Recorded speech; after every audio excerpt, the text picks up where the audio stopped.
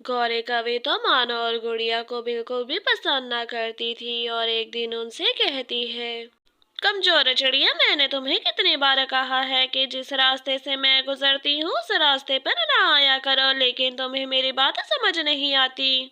और गौरी, मैंने भी तुमसे कितनी बार कहा है कि ये जंगल हमारा भी उतना ही है जितना कि तुम्हारा, और तुम हमें ऐसे डरा नहीं सकती। कमजोर चिड़िया, लगता है तुम्हें मेरी बात ऐसे समझ में नहीं आएगी। रुको जरा, यहीं पर रुको, मैं घर से अपना डंडा लेकर आती हूँ, फिर तुम्हें बताती हूँ। इतना कहते साथ ही गौरी कवि तो जल्दी से अपने घर से डंडा लेने के लिए वहां से उड़ती है। चलो मानो बहन, जल्दी से हम यहाँ से चले जाते हैं। वो गौरी कवि सच में बहुत ही ताकतवर है, अगर डंडा लेकर आ गई तो बहुत पीटेगी।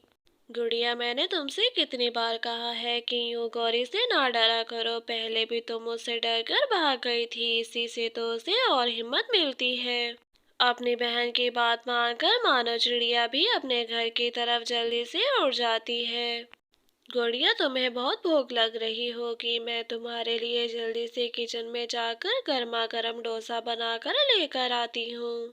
गुड़िया से इतना कहते साथ ही मानो चिड़िया तो जल्दी से किचन की तरफ जाती है और किचन में जाकर जल्दी से खाना बनाने लगती है।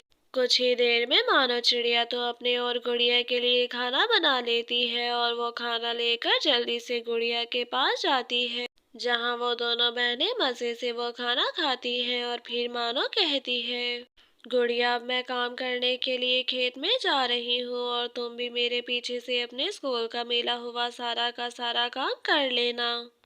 ठीक है मानो बहन, आप बिल्कुल भी चिंता मत करिए, मैं आपके जाने के बाद बैठकर अपने स्कूल का सारा काम पूरा कर लूंगी। अब आप जाइए। गुड़िया के इतना कहते साथ ही मानो चिड़िया तो जल्दी से अपने खेत में काम करने के लिए उड़ती है।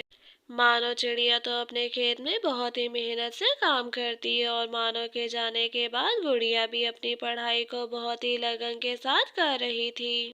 मानो तो अपने खेत में काम करने के बाद घर वापस लौट कर आ जाती है और ऐसे ही जंगल में कुछ समय भी बीत जाता है। कुछ समय बीतने के बाद एक रोज मानो काम के लिए जा रही थी कि तभी मानो देखती है कि एक गरीब पक्षी वहां पर आती है। मैं एक गरीब पक्षी हूँ और काफी दिन से मैंने कुछ भी नहीं खाया, अगर आप खाने के लिए मुझे कुछ दे दे तो बहुत मेहरबानी होगी। तुम जैसे गरीब पक्षियों के काम मैं बहुत ही अच्छे से जानती हूँ और मैं तो तुम्हें खाने के लिए एक दाना भी नहीं दूंगी, चलो अब हटो यहाँ से। हाँ, मैं भी तुम जैसे गरीब पक्षियों के सारे टेंट्रम ही समझती हूँ, ये गरीब पक्षी ऐसे ही हाकर हम जैसे अमीर पक्षियों को लूटते हैं। गौरी और उसकी सहेली की ऐसी बातें सुनकर वहां पर मानो भी आ जाती है। गौरी और पिंकी, आखिर ये तुम दोनों कैसी बातें कर रही हो, ये पक्षी कितनी ज्यादा गरीब है और अगर हम इसकी मदद कर देंगे तो कुछ बुरा नहीं। कमजोर चिड़िया, अगर तुम्हें अच्छा बनने का इतना ही शौक है तो तुम इस गरीब पक्षी की मदद खुद क्यों नहीं कर देती, हमें क्यों आकर भाषण दे रही हो। हाँ मानो, गौरी ने बिल्कुल ठीक कहा, अगर तुम्हें इस पक्षी की मदद करनी है तो तुम इसे अपने घर ले जाकर इसको कुछ खिला क्यों नहीं देती, यहाँ हमें क्यों बातें सुना रही हो। हाँ क्यों नहीं, मैं इस पक्षी को अपने घर ले जाकर जो कुछ भी मेरे पास होगा खाने के लिए जरूर दूंगी, क्योंकि हमें एक दूसरे की मदद करनी चाहिए। मानो की ये बात सुनते साथ ही पिंकी और गौरी तो वहां से चली जाती है।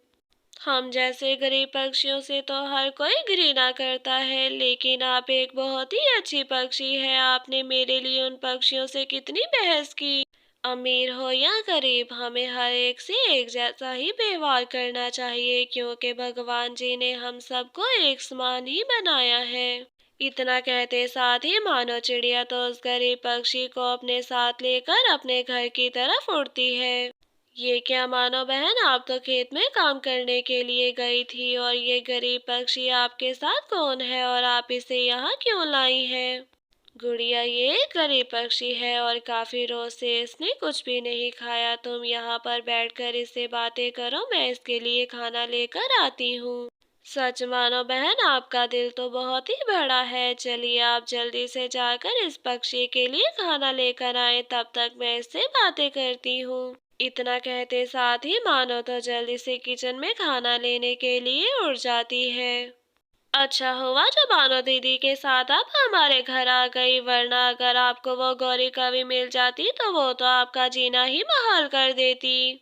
गौरी कवि की बात सुनकर तो उस पक्षी की आंखों से आंसू बहने लगते हैं और वो गुड़िया को सब कुछ बताती है कि कैसे गौरी और उसकी दोस्त ने उसकी बेइज्जती की। वो दोनों ऐसे बैठकर बातें कर ही रही होती हैं कि वहां पर मानो चिड़िया भी खाना लेकर आ जाती है और वो खाना लाकर उस गरीब पक्षी को खाने के लिए देती है। गरीब पक्षी ने तो जैसे महीनों से कुछ भी नहीं खाया था और वो तो देखते ही देखते सारे के सारा खाना ही खा जाती है।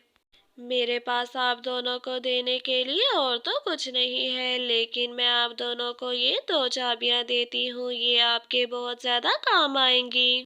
मानो और गुड़िया से इतना कहते साथ ही वो गरीब पक्षी तो वहां से उड़ जाती है और गुड़िया कहती है, मानो दीदी ये क्या, वो गरीब पक्षी तो हमें ये दो चाबियां देगी, आखिर इन दो चाबियों का हम दोनों क्या करेंगे।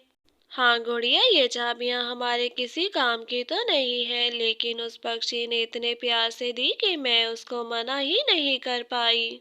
हाँ मानो बहन, वैसे भी गरीब पक्षियों की मदद करने वालों को भगवान जी बहुत ही ज्यादा पसंद करते हैं, क्या मालूम एक दिन वो हमारी भी ऐसे मदद कर दें। एक रोज मानो और गुड़िया उस सोने की चाबी से अपने ताले को खोलती हैं और वो तो देखकर हैरान ही रह जाती हैं कि उनका पूरा का पूरा घर तो सोने का बन जाता है। उसके बाद गुड़िया भी अपनी चांदी की चाबी से ताला खोलती है और गुड़िया की चाबी लगाते साथ ही सारा का सारा घर तो चांदी का बन जाता है। मानो बहन, मुझे तो विश्वास ही नहीं हो रहा, जरूर वो पक्षी कोई जादुई पक्षी थी और ये चाबियां भी जादुई ही हैं।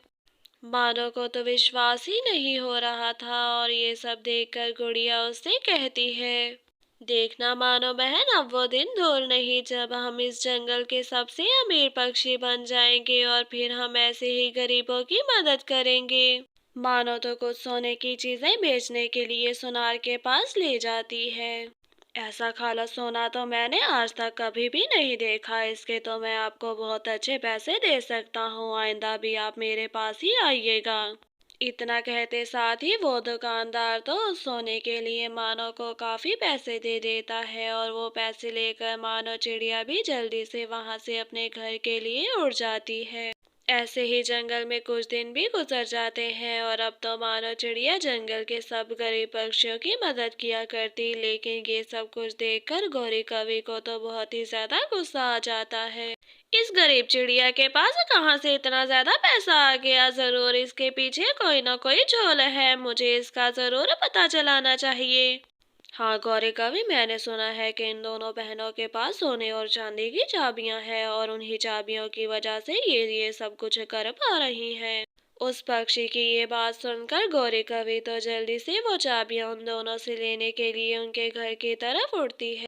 गुड़िया, मैं आज तुमसे मिलने के लिए आई हूँ, अब मुझे अपनी गलती का एहसास हो गया है और ये चाबी कैसी है, लाओ जरा ये चाबी मुझे भी दो। गुड़िया तो गौरी को चाबी दे देती है, लेकिन गौरी कवि जैसे ही उस चाबी को अपने पंख में लेती है वो तो बर्फ के टुकड़े में जम जाती है।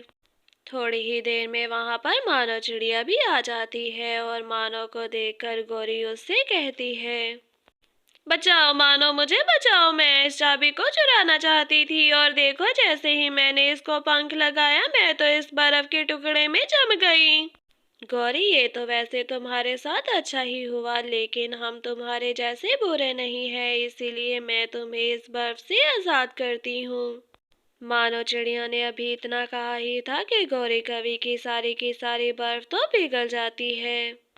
देखो गौरी, इस बार तो मैंने तुम्हें आजाद कर दिया है, लेकिन अगली बार अगर तुमने ऐसा कुछ किया तो मैं भी तुम्हारी मदद नहीं करूंगी।